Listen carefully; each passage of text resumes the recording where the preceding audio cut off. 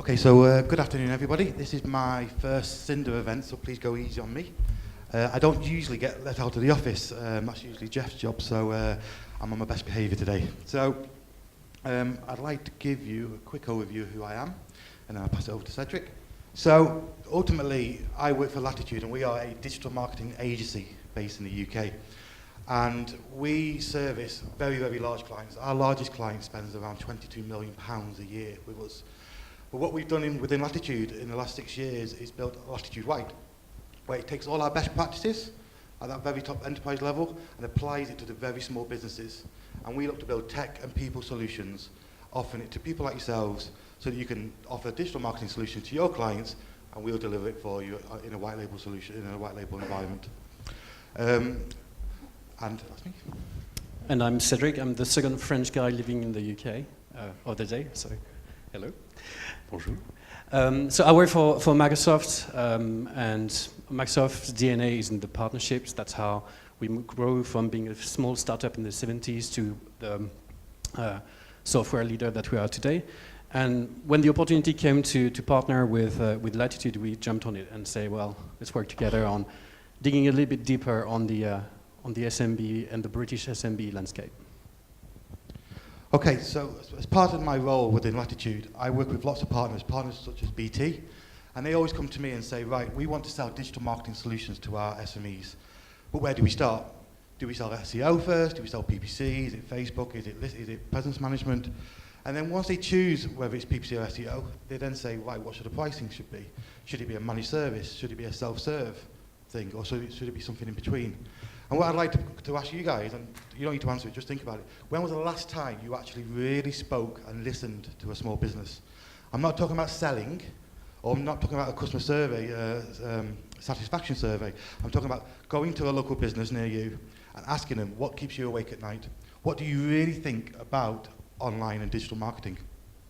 And that's what we try to do here, because I can create a product which is very profitable for everybody here in this room, but is it really what that SME needs to grow their business? And what stage are they in their life cycle? So have a really good think about that. If you've got 10,000 SMEs, what's the markup? Are they all sole traders? Are they medium-sized businesses? Is PPC or SEO or presence management the right product for them next? And that's what we've done in the survey. What I'd also like to do as well is invite you. You have anything to add to that? I think you jumped one slide. Covered it for you already. All right, Sorry, don't worry. So yeah, in essence, what we've decided to do is, get out of our respective ivory towers. Right? It's very easy for our industry to assume that the digital knowledge and the digital savviness that is widespread around this room is well dispersed around the different layers of the economy. But every now and then if you are good marketers, you need to remind, I think we got a very good reminder from the Skoda gentleman earlier on. We are selling product to an audience. And knowing that audience and their needs is paramount to your future success. So this is why we've commissioned this research with Latitude. And we went during the summer across the UK to poll the British businesses and ask them, what's your behavior, what's your sentiment towards digital in general, and online advertising in particular? And we got, if we click to the next slide, we got a quite decent response from different industry, different size of the business, which allowed us to publish quite a decent report that Andy is about to talk to you about. But this report enables us to dissecate those results based on size of the business, industry, and appetite to grow, which is an attitudinal slant at the result. So what we're going to present to you today is one interpretation of that data. It's our story today. What we have got as well is over here is we've got 2 documents which is available to all at the desk outside here. So after the end of the event, please come and see us and we'll be handing them out. But ultimately it gives you a snapshot of what we found. And what I'm really keen to do is have conversations after this event and find out what industries do you sell to, what is your markup of your clients, and we can segment this survey to fit for your particular need. So if you're looking to launch a new product, whether it's SEO, PPC or something else, come to us, we'll give you the data and we'll give you the insights, and let's have a good conversation about it.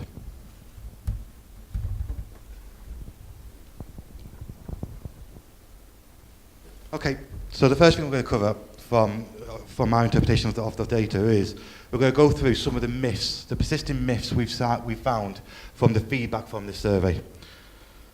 So the first myth we came across was that SMEs told us that they know what generates their sales. 88% of SMEs said to us that they know how effective their marketing is.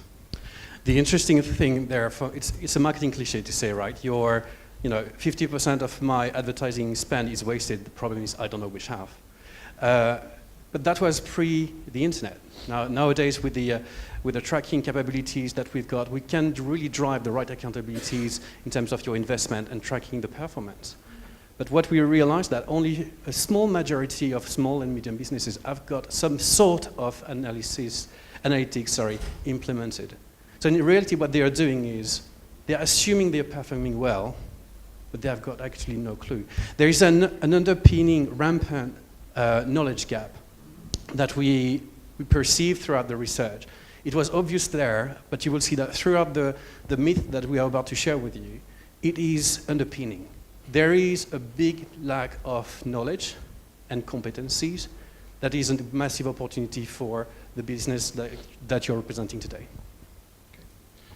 So the second myth we found was that when we asked them how do customers find your business, word of mouth ranked first for pretty much most of the sectors at 75% as an average. So the second analogy I would make here is coming from not a marketing Bible, but from the Bible itself. Build it and they will come, right? That might have worked in 2,000 years ago, but it doesn't work in the commercial years that we are in. Think about that. If you build a shop in the back alley and you have no sign pointing to it, how do you expect people coming and visit your shop? Today, there are a vast majority of small and medium businesses that are building websites and don't even advertise it. 60% actually. So there's a massive investment that is made to put websites live and assume that, great, I'm online. Next, should I do now?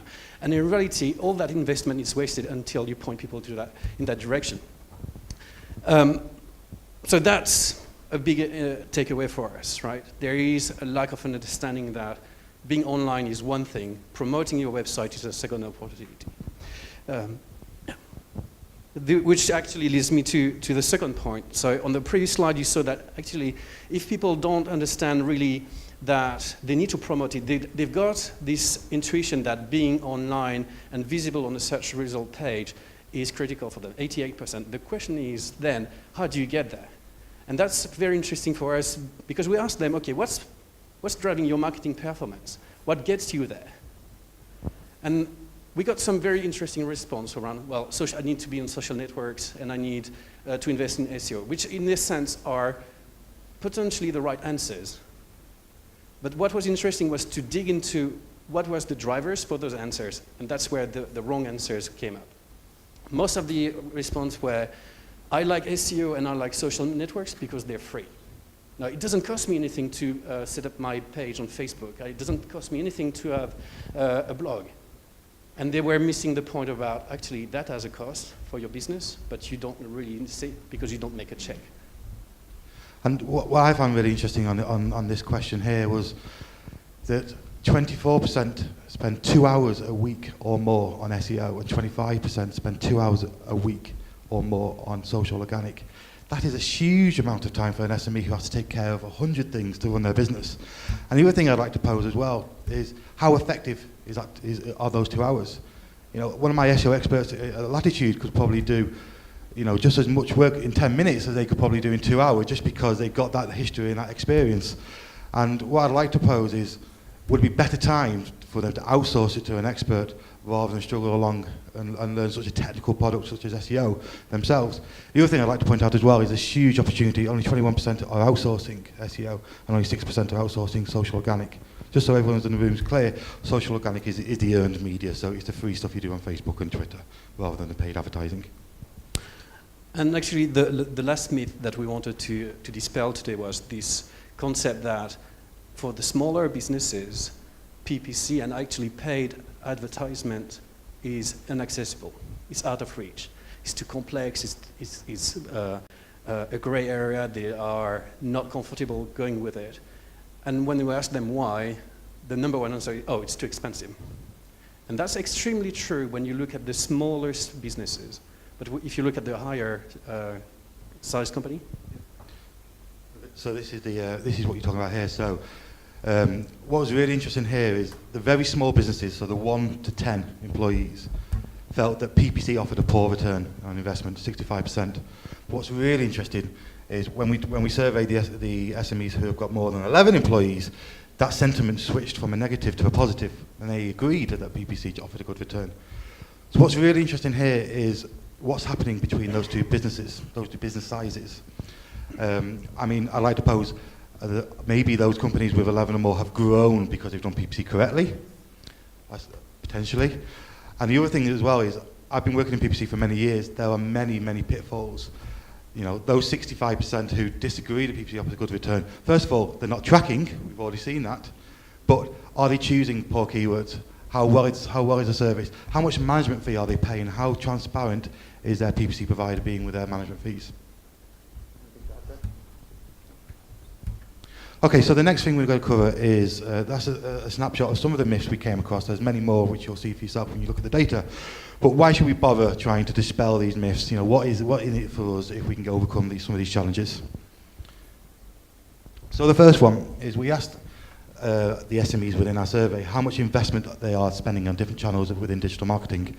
And as you can see in the blue bar here, there's a fairly good uptake in most of them, especially considering the size of the SME market. I mean, obviously, email is leading the way because it's one of the oldest the oldest products going. But what's really interesting for me and what's really exciting for me and in terms of opportunity is what is the potential in the next 12 months. So the teal colour, I believe, are the SMEs who are planning to use a certain digital marketing channel or consider using it in the future. So if you're looking to launch a digital marketing product or have a digital marketing product already, this should be really exciting for you. The second thing as well is, based on the survey, and this sounds pretty obvious, but search engines are crucial for SMEs in terms of growing their business. So 38% and 45% all agreed with us in terms of that point. And what's really interesting for me on the second chart is what factors do people look for in terms of investing which channel to use. So let's just do a benchmark between Google and Bing, for example. The second one down, low-cost adverts. So when we go to our partners and say, right, should we invest in Google or Bing, what we've done is we benchmark performance for our clients, and what we tend to see is that Bing drives lower cost per clicks, higher CTRs and lower cost per conversions. So take that into account. Don't just be a Google player. The right thing to do for your clients is to invest in both channels. And the last slide before we move on is we asked the SMEs how relevant are each channel to you. And as you can see, the free ones ranked better and the paid ones slightly less. But the important thing is they're all on the right-hand side. The left-hand side. Yeah, the left-hand side, sorry. And they're all highly relevant. SEO is 79% relevant to a business. So SMEs are getting it. You know, many years ago, we were trying to convince SMEs that digital is important to them. They get it already. All you got to do is push that door open. And what's really interesting as well is if you do work in certain industries, those dials change quite dramatically. So for retail, they're pretty much all on quite close to 100%.